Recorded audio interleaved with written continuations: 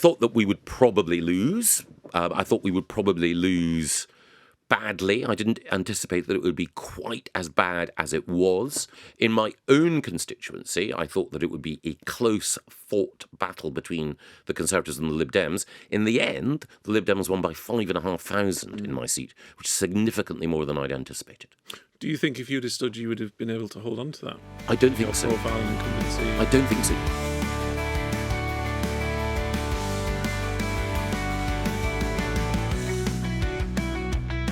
I'm Ben Houchin. This is the Blueprint Podcast, brought to you by Conservative Home, and we're going to lift the lid on centre-right politics in the UK. We're going to be speaking with influential figures from across the political spectrum to help understand how we can make centre-right politics relevant to people's lives again and turn it back into a political force for good.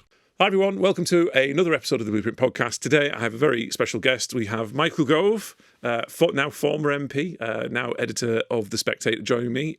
Michael was the MP for Surrey Heath from 2005 until the most recent election when he stood down. I won't go through Michael's very long and illustrious political history and the jobs that he has held. We might touch on some of that during the conversation. He needs no introduction. Michael, welcome to the podcast. Hi, Ben. Pleasure to be here.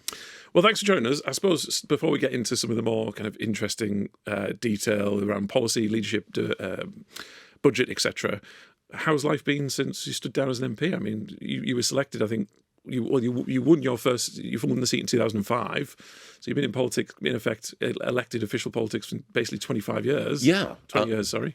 So I was an MP for just under 20 years, and I was selected in 2004, so PPC for a year before the general election.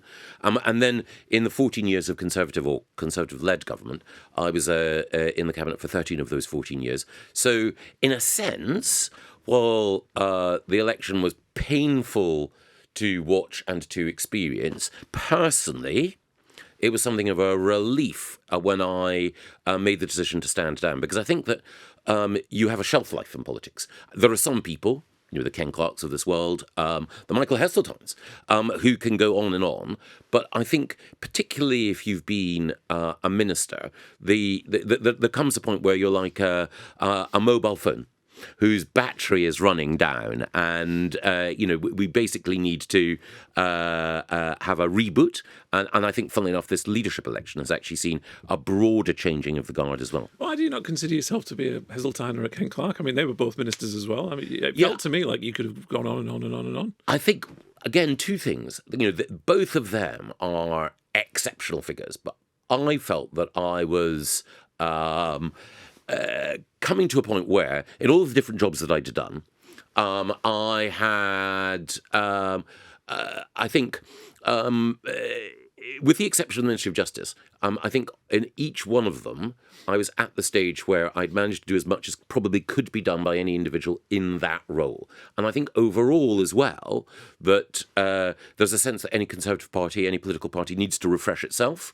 So my sense was that I'd done my stint, for good or ill, and it was time for a new generation to come forward. I mean, you were always quite good at that, though. I mean, you had the longest stint, obviously, I think, really, at the Department for Education, where you introduced significant reforms and academisation, etc.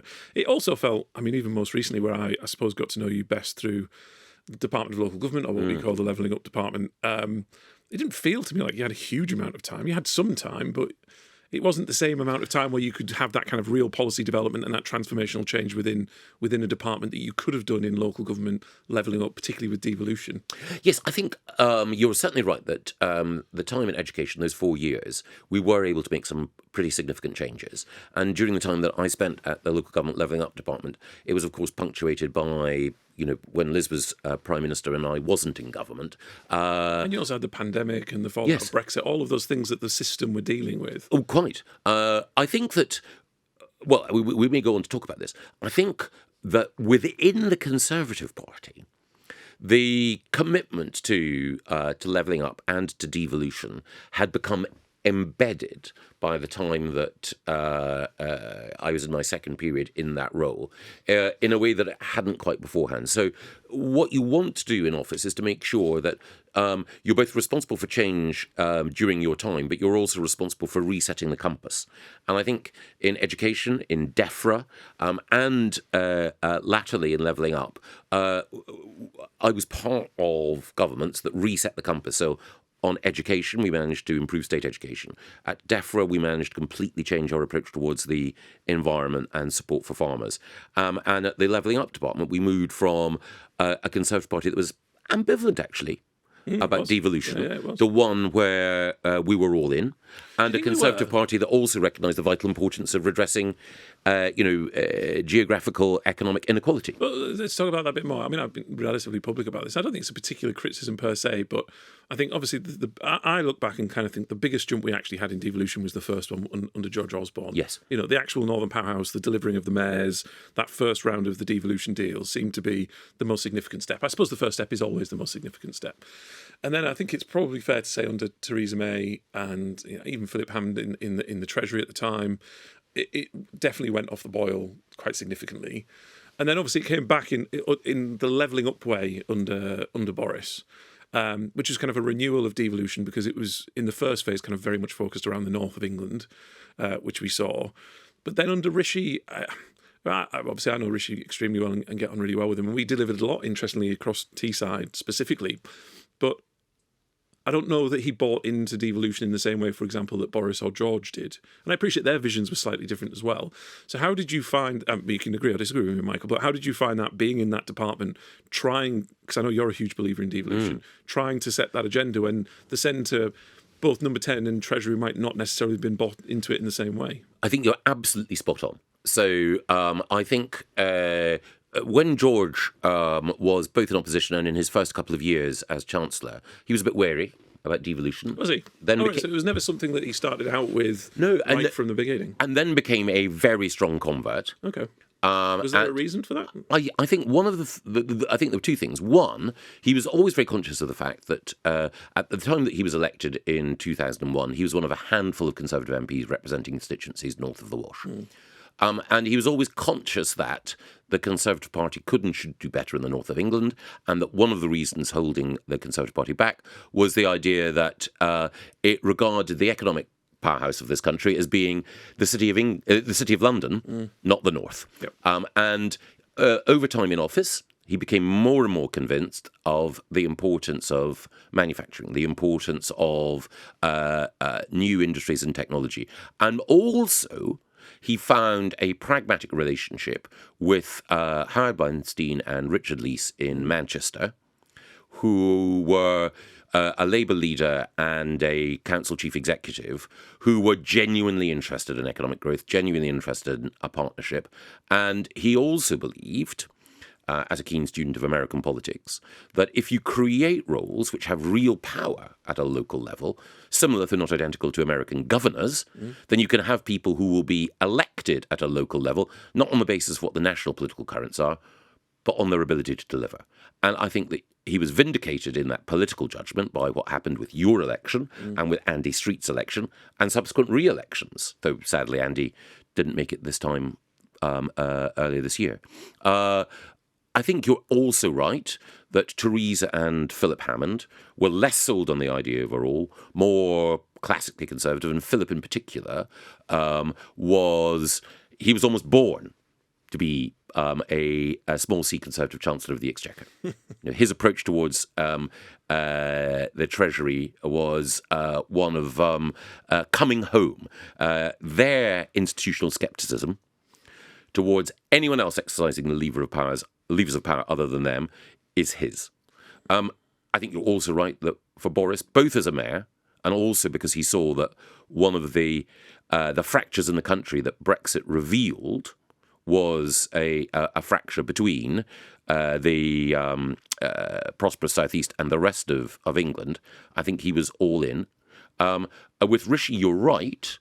He had a greater degree of native caution, even though he was a huge fan of the work that you'd done, and he was a great champion of Andy Street's. He was more cautious about devolution overall. But your success, Andy's success, and also the advocacy of other people within the party, Neil O'Brien, Simon Clarke, they had ensured that more sceptical Conservative MPs recognise the validity. Final thing, the electoral dividends that sprang from having strong Conservative voices in areas that were not or hadn't recently been traditionally Conservative.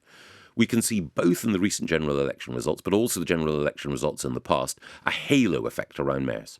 So the Conservative vote in Teesside, and indeed in parts of the West Midlands, was more resilient Absolutely. as a result of your presence and Andy's presence. And, that's why Matt Vickers is still the MP in Stockton. That's why Simon, Jacob Young and others outperformed the trend nationally. So I think a combination of values and electoral results have meant that the argument for devolution, for supporting metro mayors, for levelling up more broadly, has won Conservative hearts. And so when you left, do you think, looking back in your time in the Levelling Up department, is there anything else that you would have liked to have delivered in if you'd have had more time, or something? Yes. If, for example, number 10 or the Treasury had been more bought into it? Well, I think one of the things that I believe we should have moved faster on, but I can understand Treasury caution on, was creating single pots. In effect, saying to mayors, as we say to the Scottish Government, this is the tranche of money. It's obviously based on the services that you deliver, but you have the freedom to reallocate resources within that. And with that, of course, comes sharper accountability. Linked to that would be further devolution of tax-raising powers. One of the things that we did do is to allow business rates to be retained by mayors. So we all know that if you are successful in attracting new business to your area, the way in which the Treasury operates the business rate system means that they cream off that success in order to redistribute elsewhere. Makes sense from the Treasury's point of view, but it blunts the incentive for mayors to be pro-business. And again, to my mind, a greater degree of devolution over tax means that individual mayors need to think harder about creating the right environment for economic growth, and also their decisions bear more on what happens to the lives of their voters. And that creates an incentive, I think, for mayors to be more pro-enterprise, and it also creates an environment in which more mayors are likely to be Conservative. The system's game, though, isn't it? In that tax power devolution conversation, that fiscal kind of devolution conversation, tends to only ever be one way. So we get the ability to raise taxes, but never to lower taxes. I remember having this conversation at an officials level around. There was kind of, you sometimes have these calls with officials where they say, well, would you be interested in the ability to, there was a conversation, I can't remember when this was a few years ago now, to levy, 1 or 2% on business rates within your area. Is this something you would welcome or not? And I remember telling my officials to go back and say, well, we would take that power on the basis that it also gave us the ability to lower business rates by that power, by the same amount. And the response there came none. And it's interesting. I see this more recently with the mayors at the minute, because they're so desperate to get more money, because they just want to spend money on the projects that they've got, rightly or wrongly. I'm not getting into the detail of that. All they talk about is, can the Treasury and can the government give us more ability to raise taxes on precepts or transport levies or other levies? Or, there's a couple of them talking about tourism taxes. They want a new tourism tax that they're saying it's going to be great because it's going to levy X millions of pounds a year that we can spend on X, Y, and Z. I mean, I absolutely agree that fiscal devolution, for mayors in England to work effectively, you have to have a level of fiscal devolution, because at the moment there's a lot of ability to spend and make decisions without a huge amount of accountability. But at the same time, what the Treasury will end up doing if we're not careful is giving us more of that responsibility, which basically means you are mandated to raise taxes, get the blame for something where you don't actually have the levers to be able to have maybe a more enterprising policy of lowering taxes to be able to generate ultimately more tax take. I completely agree with you. And the conversations, as you see, have tended to be about allowing mayors to levy that tourist tax so that every hotel room has an extra £1 or £5 on the rack rate in order to support investment elsewhere. My view, it completely is that, particularly with business rates, there should be an opportunity, or with other business taxation, to lower it. And I know all the Treasury arguments against that. I know that they The hate. Treasury have an argument against everything, don't they? They do. At some point, somebody has to. It's a bit like George. Yes. When he first introduced it, you've got to have that kind of strategic, bigger picture vision of. I appreciate some of the minute, kind of more traditional economic arguments, but the bigger strategic vision is more important than that, and we'll produce something Completely. that often gets lost in the Treasury. It's something that it's kind of a blind spot that they have on the strategic element of the economy. And the whole point about devolution is that you should be able to say, if someone comes forward with a proposition that departs from the existing consensus, let's allow them to pilot it. Now, obviously, there are some things, management of the NHS, that it would be very brave, Minister, if you were to allow a mayor to take full responsibility for. However, when it comes to policy creativity, again, the example of the United States, perhaps not a perfect example at the moment, but the example of the United States is that it's at state level that you get that change. When the Conservative Party was in opposition in the late 90s and early 2000s, it was American state and indeed mayors, leaders, who were influencing policy thinking. So welfare reform in Wisconsin, school reform in New York. And my own view is that what ideally we want to see in due course are the similar level of policy innovation at a local level, and again, talent being drawn into to politics at a local level, people recognizing that you can affect change, particularly in the communities that you love, more powerfully and more rapidly by exercising power as a metro mayor than, being noble as it is, the representative of your constituency in the House of Commons. Oh, well, not to blow my own trumpet, Michael, but we did in Teesside do, in effect, Boris's free pot policy. Yeah. We developed it, and he took it on during his leadership bid, and then when he became Prime Minister. So, and we have seen some elements of that in small ways across the area. I know we've gone slightly off piece, so I'm just going to bring it back ever so slightly. Of course. So I suppose what we're drawing a line under is that you didn't leave politics because you saw the writing on the wall. Well, there was an element of that. Oh, was there? There was an element of that. So when the I didn't know that Rishi was going to call the election on the date that I don't think anybody did. No. And I know he's been criticised for it, but I can completely understand the reasons why. What were the reasons why? I mean, nobody's articulated in a kind of a broad way what those reasons were. Well, I think he thought, the small boats figures may continue to rise. So, notwithstanding the deterrent effect of Rwanda, it may be that the salience of immigration is continuing to rise. B, linked to that, reform may get their act together and campaign effectively on that issue in a way that makes it more difficult for us. C, that demands for public sector pay increases and continuing industrial action in the public sector may form a drumbeat of discontent.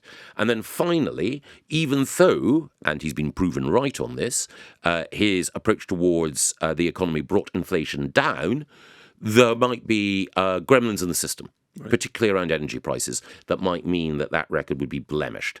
And the final thing was the polls haven't moved. It may well be that people cement a negative view of the government and even become committed to voting against the Conservatives come what may. Something needs to be done to jolt people out of the that sense that they're determined and focused on getting rid of this government rather than focusing on what the alternative might be. So I can understand the logic. It didn't work, manifestly. It was already the case, I think, that people had come to the view that we just need to be thrown out. Yeah. And I think, therefore, whenever the election was going to happen, we would have ended up with a broadly similar result. So did you expect a result of that nature or that scale? I thought that we would probably lose. I thought we would probably lose badly. I didn't anticipate that it would be quite as bad as it was. In my own constituency, I thought that it would be a close fought battle between the Conservatives and the Lib Dems. In the end, the Lib Dems won by 5,500 in my seat, which is significantly more than I'd anticipated. Do you think if you'd have stood, you would have been able to hold on to that? I don't think so. Profile and incumbency. I don't think so. No, I'm not. There were two factors. One, I think that, and this goes to the question about the length of time that you spend in office. I think that for every person who might, both at a constituency level and more broadly, I thought, well, Michael Gove's done a good job. There would have been at least as many, if not more, who had disagreed with things that I did, or grown exasperated with the approach that I'd taken. And on a constituency level, I think even the very best constituency MPs, they can retain or hold seats with a cushion of 2,000 or 3,000. But if you're losing by 5,500, that is a tide that is going to sweep almost anyone away. Yeah. No, that makes sense. And so when did you decide that you were going to stand down? If you saw all of this coming, and you're saying part of the decision was that you could see that coming. Yes, and part of it was just after Rishi decided to call the election. So I was. So you hadn't decided. No, I was reflecting. I wasn't sure until he made that decision. It's one of those things where that decision having been made, you've got to decide, obviously. It almost crystallises the thinking that's been going on for some time. So you'd obviously been thinking about it for some time, yes. But it led you to have to make a decision. Exactly. Right. But you think you would have made that decision anyway? I think so, yes. And obviously now you're the editor of The Spectator, but congratulations for that, Michael. Thank you. Big shoes to fill, but definitely nobody better to take that on. Was that something already in the pipeline, or did that all again materialise after? It materialised afterwards. So I didn't know when I took the decision to stand down what I'd end up doing. Having been a journalist in the past, I thought that there was every likelihood that some of what I would be doing would be writing. I didn't know where, for whom, and it so happened that after the general election, the new proprietor of The Spectator, Paul Marshall, got in touch with me to explain that he was going all in. He was determined to make sure that he got the title, and would I potentially be interested in editing? I said, yes. But he also stressed that there was no guarantee that he would secure the title, and also that even if he did, it may well be the case that in due course he thought that there was someone else who was more appropriate. So it was a possibility, but it was only after he'd acquired the title that he made the offer. So was it an ongoing conversation from that point onwards, or did he kind of say, look, come back, I'll come back to you, and there was just a big silence? The latter. Was it? Right, yes. Okay. Because it was quite a fraught and complicated takeover from the outside. I don't know the details. Yeah. Like you say, there was a real risk that he was never going to acquire it. Yes. So, and again, there's still a discussion over who will acquire the Daily Telegraph. So the Daily Telegraph and the Spectator, I'm sure readers will know, were owned by the Barclay family, then sold, and then bids were invited for both, and Paul secured the Spectator. The Daily Telegraph is likely, but it's not inevitably going to be acquired by a consortium from the United States, led by someone who is in themselves a Brit, but that's still to be negotiated and to be confirmed. Right. I saw some early indications that Nadeem Zahawi might be trying to pull together a bit. Was there any truth in that? Or I don't know. So various different people had expressed an interest, including David Montgomery, who is a veteran newspaper man who, a very well respected former editor and publisher. And I think that there were various other interested consortia, but in the end, it's a group that owns two titles in America: the Algemeiner, which is an online sort of opinion and news site, and the New York Sun, which is a sort of venerable right of centre title in America. It's a team behind that, and the guy who is leading the bid, as I say, is someone who's a Brit, who's made a journalistic success in the United States and is now coming back. All right. Well, we'll watch this space then. Excellent. Well, one of the reasons, and thank you, Michael, for accommodating us, because this was all arranged relatively short notice in that we tried to get you on just after the leadership contest. So this has been recorded a couple of days after the announcement of Kemi Badenoch as new Conservative Party leader. Before we get into that, obviously you've been around politics a long time. You've been involved in others as well as your own Conservative leadership bids. Help people listening to the Blueprint podcast who are interested in politics but not necessarily of politics in the same way that you and I are. Where do people start with a leadership bid campaign? How does that work? What's the background? How do you pull teams together? Can you give people a bit of a flavour of what that is? Yes. So every leadership process is different, but I've been involved in different leadership campaigns in different ways. So when I was elected as a member of Parliament in 2005, Michael Howard stood down. The day of the general election. We knew, therefore, those of us who were new MPs, and there were 50 odd of us who entered as newbies at that time, that there would be a new leader. Some of us were plunged straight into that election. Others, perhaps wisely, held back. I was involved in that election because David Cameron was a friend from before my time in politics. And so as soon as he decided to run, then I knew that I was going to support him. Then, of course, there were leadership elections following David's departure, and I was a candidate in 2016 and in 2019, and then a leadership election in 2022 when I was still a Member of Parliament, the one that Liz won, where I supported Kemi in her first run. Generally, MPs who may put their hat in the ring will have been approached by colleagues first of all. So it will be the case that there will be some people so certain in their own abilities, so confident in their own talents, that they will think, I should be the leader. But generally, it is the case that other MPs will say to an individual, who's got certain distinctive qualities, look, have you thought about, in the eventuality, if X is no longer leader or prime minister, would you consider? And the situation with David Cameron had been that before the 2005 general election, he and George Osborne had been identified as the rising talents within the party. Michael Howard himself put them into positions after the election as Shadow Chancellor and Shadow Education Secretary, which were opportunities for them to, demonstrate the depth of their political ability.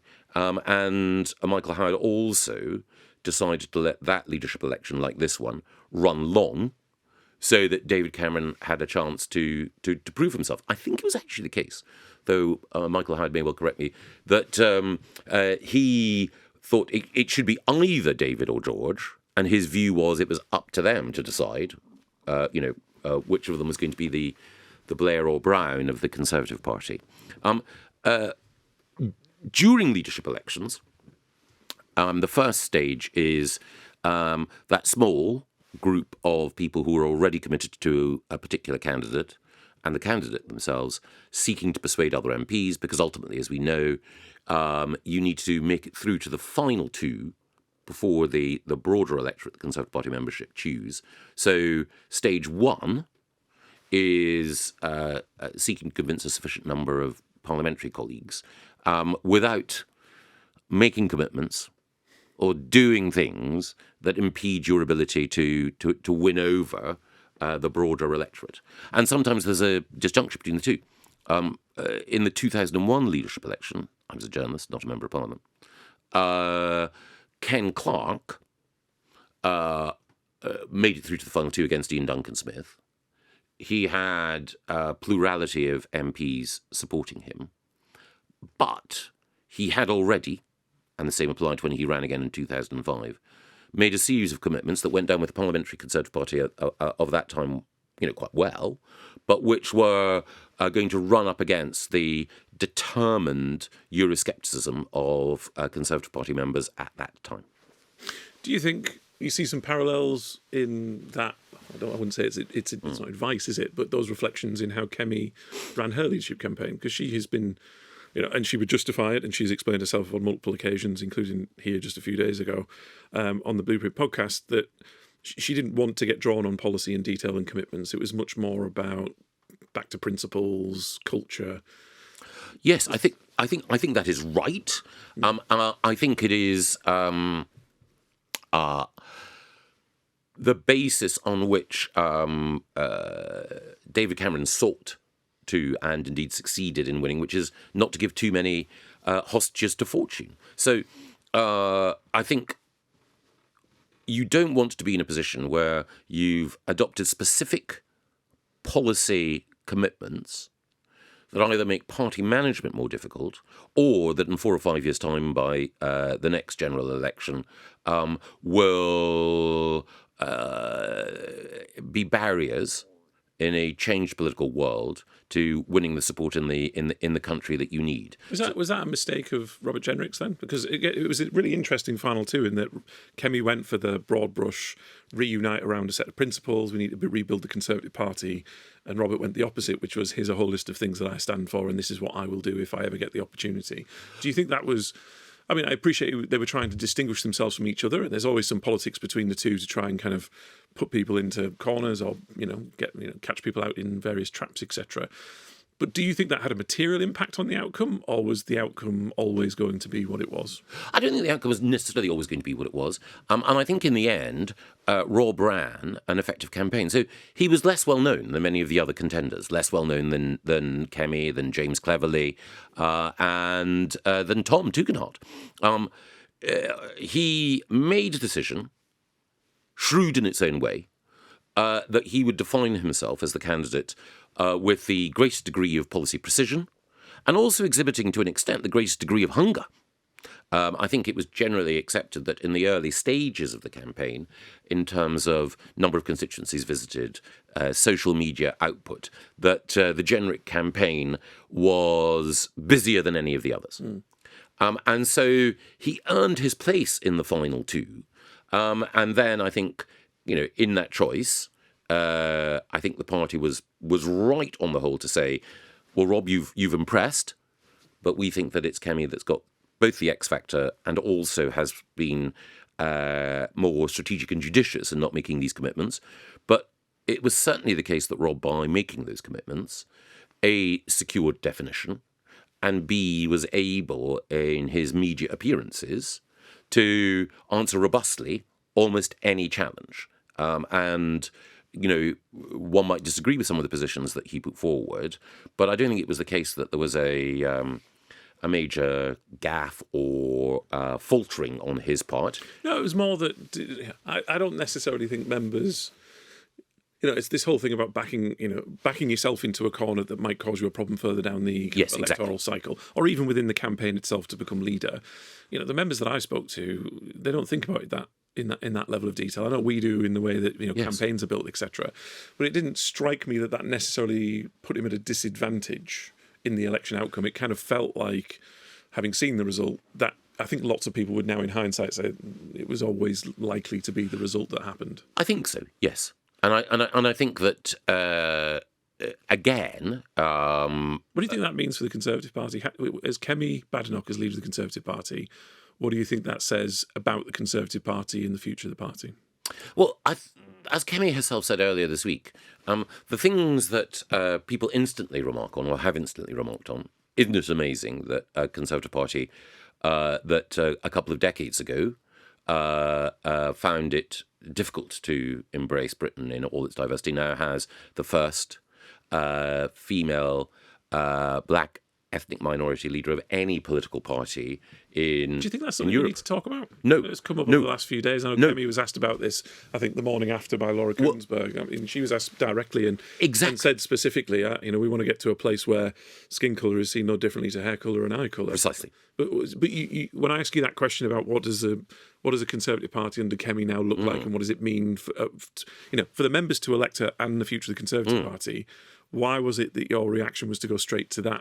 When I know that that's not necessarily the primary concern of everybody. My point was that precisely that was one of the first questions that Laura Kuenssberg would ask. It's one of the first points that others made. It's certainly one of the points that seems to have upset some people within the Labour Party, because they think, why is it that the Conservative Party should be visibly more meritocratic than we appear to be? However, as Kemi herself said, it's certainly not the most important thing. The most important thing is her intellectual approach to politics, by which I mean two things: the ideas that guide her and the approach to the implementation of those ideas. So the first thing is she is genuinely interested in the whole body of conservative thought, not just economics, not just culture issues, but what it is to have conservative instincts and how to apply them to all of the problems of government. So she's made it clear that she's a fan of writers like Thomas Sowell, Roger Scruton, the major minds that have shaped conservative thinking in the English-speaking world in the last 40, 50 years. The second thing is, as she's pointed out, she's an engineer. And that's not just a way of contrasting her background with the sort of PPEists, the Oxford students that may have been leading the Conservative Party before. No disrespect to Rishi, sorry. The other reason she's doing it is she's saying that she thinks in terms of systems and how policies and institutions and people interlock. So, there's sometimes a tendency for people to assume that in politics, that if you will something, it will happen. So Keir Starmer famously said that the first thing that he would do when he became Prime Minister was to reach for the growth lever. There's no growth lever. In order to generate economic growth, there are a variety of different things that government does. Ultimately, of course, it's the private sector that generates it. But as Kemi's explanation of her approach is clear, she recognises that if you want to have economic growth, you've got to think about the impact of Treasury policy, the impact of migration policy. You've got to think about the types of people who are running the Bank of England or running the Competition and Markets Authority. And you also need to think about human capital when it comes to education and skills policy, as well as what's genuinely happening in markets and what the signals are that they're sending you. And no disrespect to Keir Starmer, I'm sure he was just using it as a metaphor, but the inference from it was that he assumed that in government you could be, like a controller in an old-fashioned railway box, pushing this or that lever, and certain outcomes would automatically follow. Yeah. It's not that simple. And one of the issues that Kemi is going to face, and I mean, she already faced it with some of the interviews after the announcement that she was the new leader, is the media in particular trying to drag her into specific policy positions. Now, I talked at length with Kemi about this just a couple of weeks ago, and I think she understands that that's part of the game of politics, the nature of politics, the system, the Westminster system that she is in. But how does she do all of those things, which I think rightly you've explained? How does she do all of those things to rebuild the Conservative Party and look at things in a more, I suppose, detailed, holistic, systems kind of based approach? All those things that you've just set out, but not get dragged into the system of the Westminster politic, in that, there's going to, in the way that Laura Kuenssberg said, there's going to be a budget. Are you going to vote for or against the national insurance rise? And if you're going to vote against it, well, what does that mean? And what would you have done differently? And it's almost kind of a twin approach. There's kind of a multi-year process that goes on in the background, which is what you've described.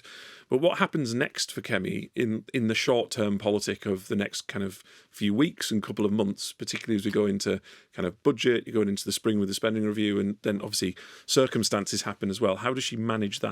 Well, you identify the traps that Labour have sought to lay for you. You identify the issues that the media are seeking to draw you in, and you work out what the best way is of either completely upending their expectations or swerving those, and then talk about the issues that really matter to you. So one thing is Labour want Kemi and Conservatives to be asked, will you or will you not support additional spending in the NHS?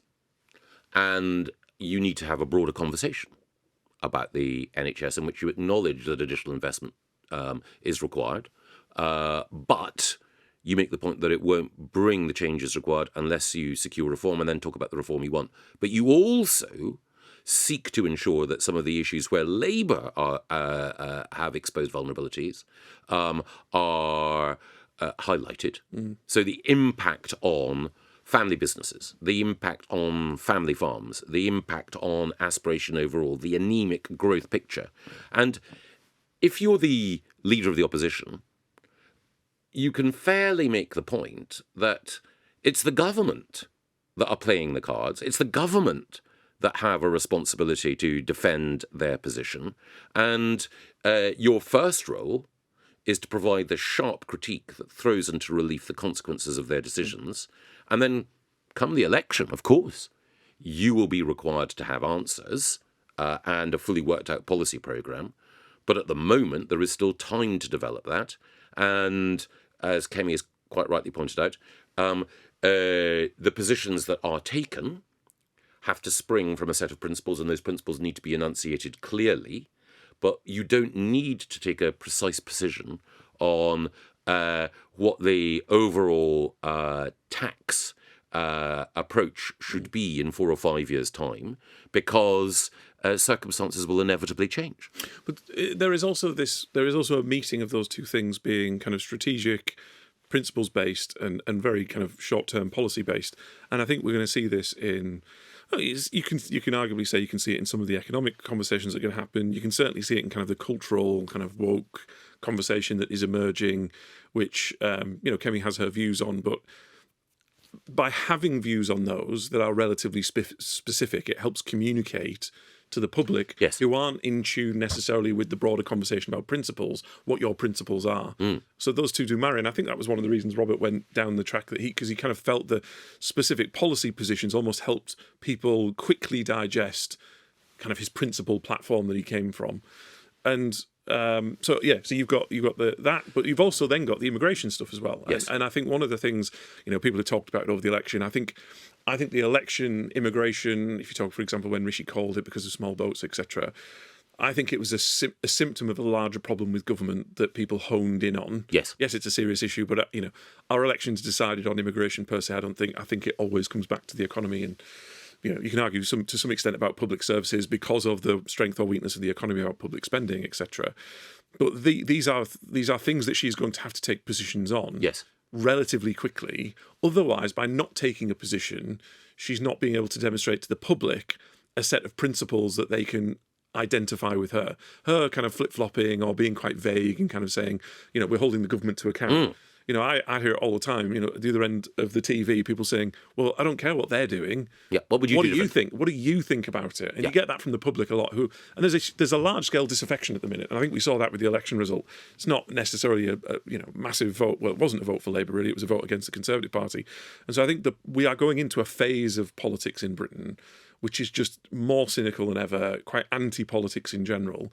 And so how does she balance that, particularly around things like culture, immigration, to some extent the economy, where she's not going to be able to not have a position, and quite a clear one for the public to buy into the project? Yes, I think the first thing is, I think you're absolutely right, people need to have a sense, almost an emotional connection with a leader, and know, even if they don't necessarily agree, that they understand the character and the motivation of a leader, and they know how they would likely react to particular events. And that they can also connect with and buy into that person's leadership, those principles, because it's not just understanding what they are. If I understand somebody's principles, but I absolutely hate what that person stands for, that's a separate thing. So you're also, as a Conservative leader, trying to say that our principles are actually your principles at the same time as well. So it's not just about clear principles, it's about alignment of those principles. Totally. I don't think anyone's going to be in any doubt if they, by the time of the next election, I don't think there are probably many people who are in doubt now, that Kemi's approach towards some of these cultural issues is very straightforward and robust. She will want to bring down migration. You talk about the next election, so it seems to me you keep... I mean, I'm not putting words in your mouth, but it sounds to me like you have this position, and actually the short term isn't that big a deal. There's time in this. I think there is time, but I also think you're right that there are certain moments where your reaction to events or certain policy areas, broad policy areas, where people will want to know where your instincts lie.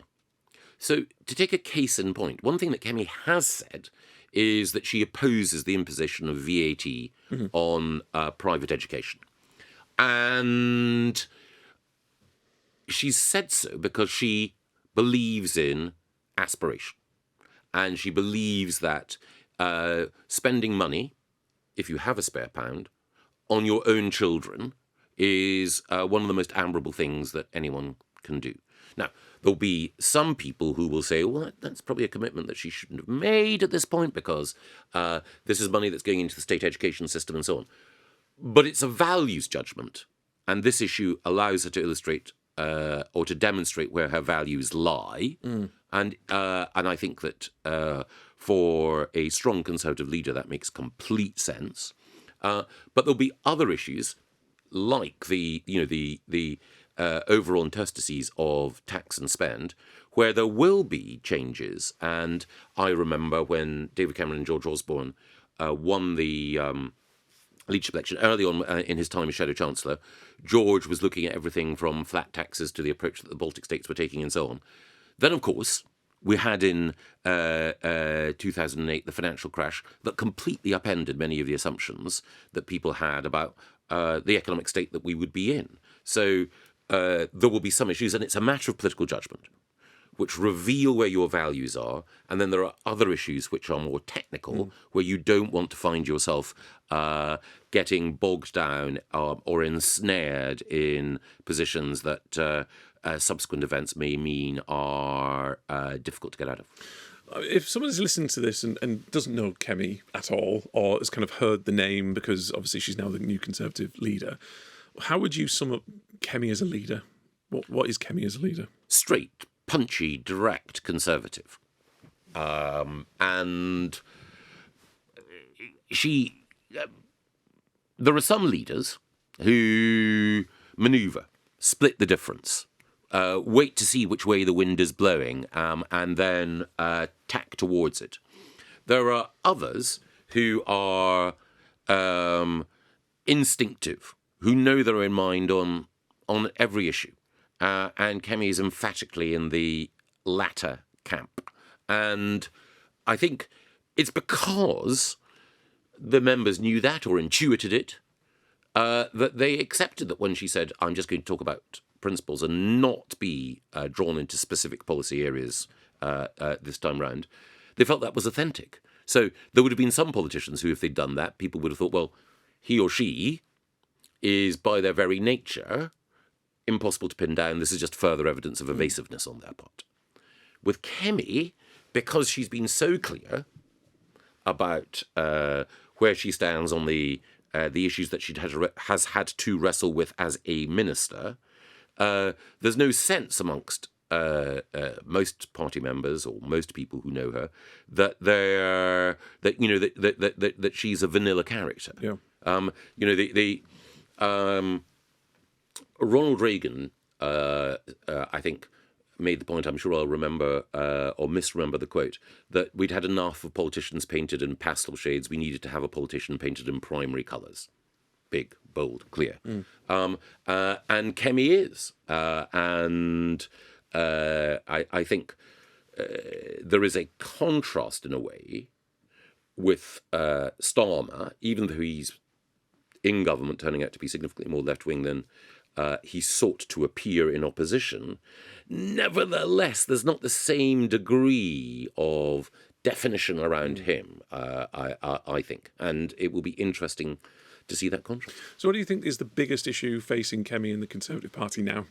Yeah, as in, she's there, she's going to rebuild, she's going to appoint whoever she appoints to her team over the coming days. By the time this has come out, I suspect she'll have done that, because this is going out on Wednesday the 6th of November. So you've got kind of what are the short-term issues she's going to have to face as leader over the next kind of few weeks, and then and also the party, and then what are the biggest challenges we have just generally as a party under Kemi? Not necessarily because of Kemi, but just because of where we are in the electoral cycle, what happened in the general election, our low kind of base from a number of MPs, the dissatisfaction and fatigue that members have. What are the challenges that she faces, and how does she go about fixing them?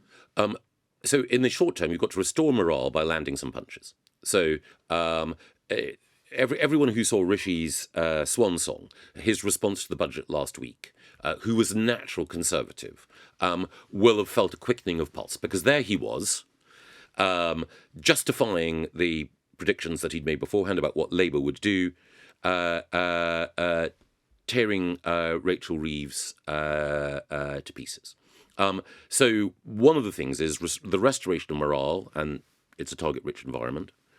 The second thing linked to that is the reconstruction of a Conservative campaign headquarters as an effective fighting unit, and linked to that, demonstrating real progress at the next local elections. For example, in the Cambridge and Peterborough mayoral race, as well as the county council elections.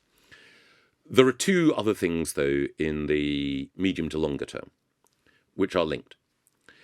Just because Labour are having a tough time, it does not automatically mean that the pendulum will swing back. Because, as you touched on earlier, there is a level of exasperation with politics as normal, which has resulted in around 20% of the country saying they'll vote either Lib Dem or Green, and around 20% of the country saying that they will vote Reform. So that you have two big blocks that are rejecting the traditional Labour Conservative alteration in office.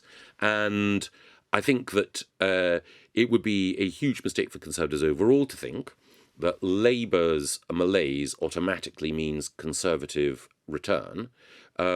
It's only one tiny election, but a by-election in Wolverhampton last week showed Reform coming from almost nowhere to beat Labour. And there are many reasons for that. Well, at the same time, in Teesside, after the general election, we had a couple of by-elections, a couple of very safe Labour wards, and I appreciate, as you say, micro examples. But we ended up winning one of them. We retained a very marginal seat with a larger share of the vote that I can ever remember. So I think you're right. One of the things I see in politics now, and I think this started in 2019, really, because of Boris. And we saw it more with the Conservative and kind of a Labour vote of people voting Conservative for the first time. I've said since that point that in places like Teesside, people are much more transactional with their vote than they've ever been for, well, probably ever. And as a Conservative, my concern and worry is that we've just seen the same thing in, Essex and Kent and the south of England, that you would never think, North East Hampshire, you would always think we would have voted Conservative and now isn't. And it's almost like there is no default back to that position.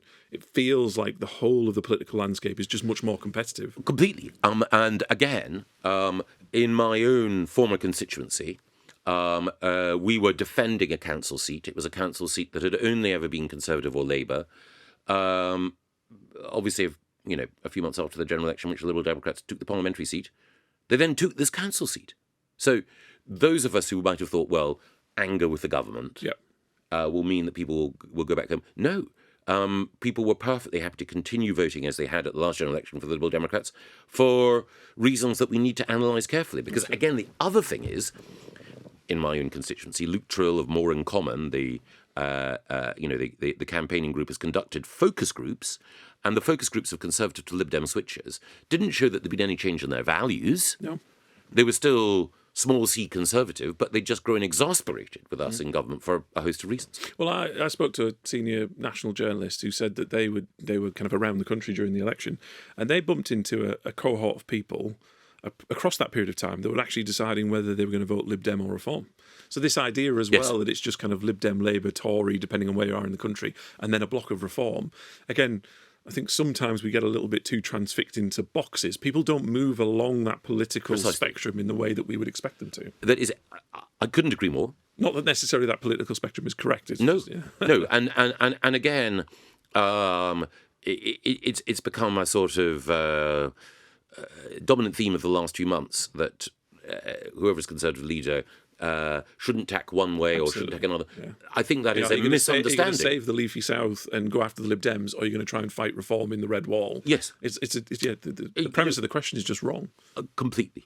And I think related to that, and it's a point that's been made by Dominic Cummings and others, is that if you look at the public's reaction to individual issues, the public trends right on questions of crime and migration, and left on terms of investment in public services, particularly the NHS.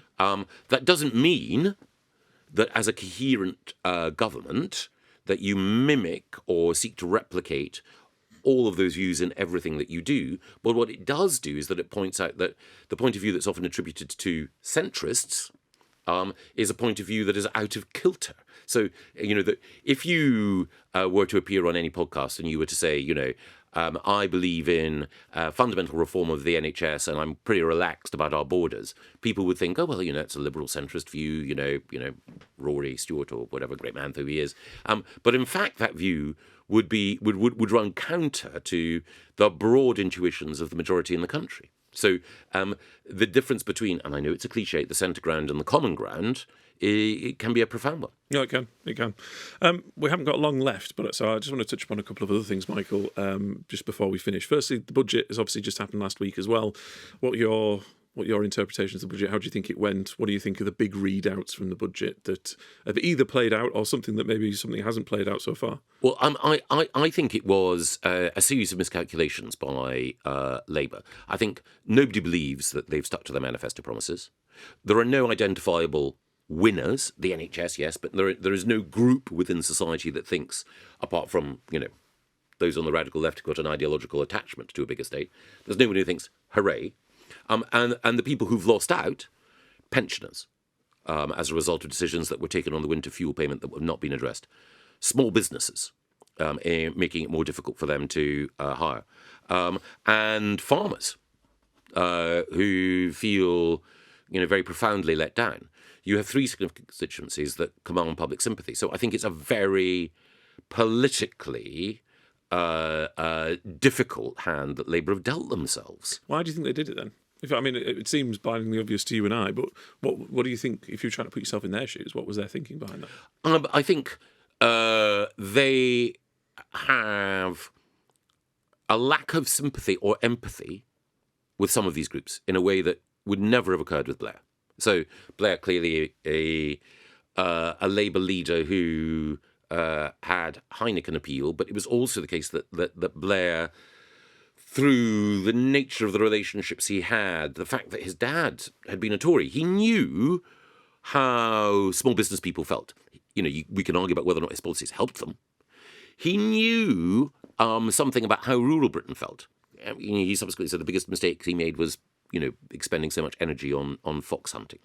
And he knew that if you simply provide more cash to public services without exacting a price in reform, that money will just disappear and not lead to greater productivity. So I think that it's a sense that we've seen a reversion to a 1970s rather than a new Labour approach, and I think that's just because that's where Rachel Rees and Keir Starmer's instincts are. Rachel Rees, when she came into the House of Commons, and Labour had a leadership election, voted for Ed Miliband, not David Miliband, for the soft left candidate, not the Blairite candidate. So I think, their overall view is find out people who are sitting on capital or from whom we can squeeze income and divert it towards public services. And I think that if there is a rational political calculation, it is if we can get public services back to a position where people say, tell you what, the NHS has definitely improved. Tell you what, the physical fabric of my child's school has definitely improved, that people will be grateful. But I don't believe that this additional investment, well, not investment, spending on its own will be anything like enough. Do you think, I appreciate all of that, but one of the things I just found completely bizarre about it, all politics is about stories, really. Yes. And there was no story, one in the build-up or at the budget, as to what it was trying to become. One of the things I always think about politics, and particularly if you try as a government to take somebody somewhere, it's kind of like, this is what we're doing because this is where we're going and this is Precisely. Where we're taking the country. And it just seemed a set of measures without a larger story. Now, if they are, kind of going back to the 1970s and a much more kind of socialist ideological Labour Party than people were expecting, why didn't they weave that into the story? Why weren't they proud of that as part of their story? Because one of the things that, I can't remember which pollster it was, said just in the last couple of days, did some polls and said the overarching word that came out from the general public about the budget was that it was sneaky. Exactly. And it's almost as though their approach towards their manifesto pledges is we've kept to the letter of them. So why are you complaining? A bit like their approach towards the questions over freebies. And actually, I think it's more infuriating for the public if you say, "Oh, I've kept my promises," when it doesn't feel like that. I think it would be more honest if they said, "Look, we've come in. This has been a total mess, and do you know what? We're different from the last lot. They didn't care about public services. They didn't use them. We are absolutely passionate about the NHS. It's the single best thing about this country. And yes, people are going to object. They wouldn't. They're Tories. We're Labour, and this is the difference you're going to see." Do that? I don't know. I think it's because there's still a tension between their instincts and a recognition that perhaps they're not really as much in kilter with the British public as they would hope. I don't know. But that would suggest that there is a recognition on their part that they understand that the public is not in that space and that the public isn't as socialist as the Labour Party. And so they've kind of tried to sneak through a socialist budget in spite of the public. But that doesn't necessarily, when I've ever met anybody in Labour, they think that they are absolutely in tune. So again, it doesn't quite marry. No, and also the other thing is, we touched earlier on Keir Starmer saying that the first thing he would do in government was to reach for the growth lever. The argument before the election as to how Labour would fund public services is economic growth will allow us to do so. Yep. Now their argument is completely the other way around, which is we need to invest in public services now so that we have a healthier workforce or a better educated workforce in order to generate growth. Either one is defensible, but it's also not coherent. It is not coherent, exactly. But it's also not coherent because the actuals of the budget was that I think just over 2/3 of all spending was on day-to-day spending. Yes. So it's not as if it was even an investment budget to unleash growth. No. So they're trying to do all things. And even if they had a story, which they don't have, any story they try and come up with doesn't ever make sense because they're doing lots of little things. And again, one of the not little things. The price tags are quite big, but they're trying to pull lots of different strings together that don't sit together. And again, I can accept the argument, I think there are all sorts of problems with it, that you need to have a healthier workforce overall in order to drive economic growth. But there are a number of things that you would need to do before that if you want to drive economic growth in this country. And a case in point is that a significant amount of the capital spending is going through Ed Miliband to projects which are as yet unproven. If they work out, amazing. But there are other ways in which that capital could have been spent in order to support economic growth. And also there are other changes that could have been made to support business that weren't followed through on. And as you will know, there are significant transport infrastructure investments that would have undoubtedly borne dividends later down the road, no pun intended, which were just abandoned. And so if you're sat here in 6 months' time, we'd love to have you back on, Michael, at some point in the future. But if we were sat here in 6 months' time, once the dust settles, because there's always that kind of churn after a budget of people fighting to get their messages heard, once the dust settles, how do you think this budget will be interpreted in months and years to come? I think there's a risk that we see what happened again in the 1970s. So in the period 74-75, Labour, with Harold Wilson as Prime Minister in his final period, Tony Benn at the Department for Industry, was probably at its most left-wing in government.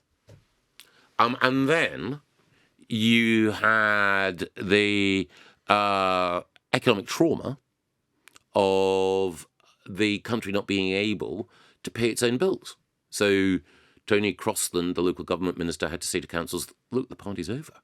Jim Callaghan said you can't tax and spend your way out of recession. The IMF were called in. Interestingly, Rachel Rees has kind of also said that in the last couple of days, where massive tax rises, and she's now said this is the spending envelope. There are not going to be any more tax rises. We don't need to do anything else. Well, it's kind of a similar thing, isn't it? Yes, but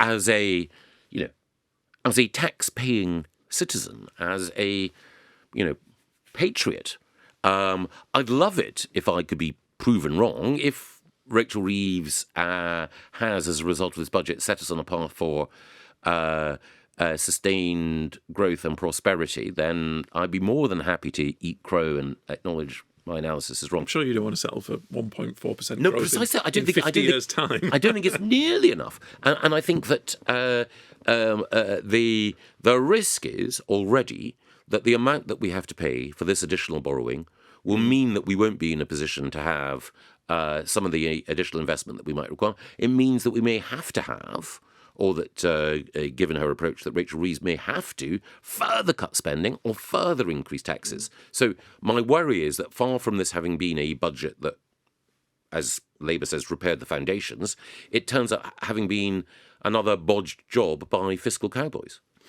Well, I could sit here for hours, Michael, and talk to you. We'll definitely have to have you back on if you'll agree to it. One very quick final question, kind of a bit of a spot question, really. You've been in politics since 2005, elected office anyway, just stood down. What would you say is your biggest regret, what you didn't achieve or something that you did in your time in politics? My biggest regret, I think, is that I wasn't able to spend more time at the Ministry of Justice. So Okay. I think that in all of the departments that I was in, either because I was fortunate or because of the team helping or the support from the Prime Minister of the day, we were able to move the dial in the right way. We tried at MOJ. My time there was brief, and the position that I took on Brexit, which I, to this day, believe was absolutely right, meant that after the 2016 referendum, Theresa May dispensed with my services. And there are so many things wrong with our criminal justice system that frustrated me and which require to be addressed, from how our prisons operate to how our courts, the prosecution service, and even the police operate, that require to be reformed, things that could be done so much better. I mean, had she not stood down, Michael, you could be the new Shadow Justice Secretary preparing us for government. Well, I think whoever is the Shadow Justice Secretary, whoever is the Shadow Home Secretary, I'm sure they will do a very good Maybe you could job. be on the other end of the phone, maybe to provide some. Well, thoughts and ideas. if anyone wants to talk to me about what needs to change in the justice system, I would be happy to. And maybe I could commission myself to write about it for The Spectator.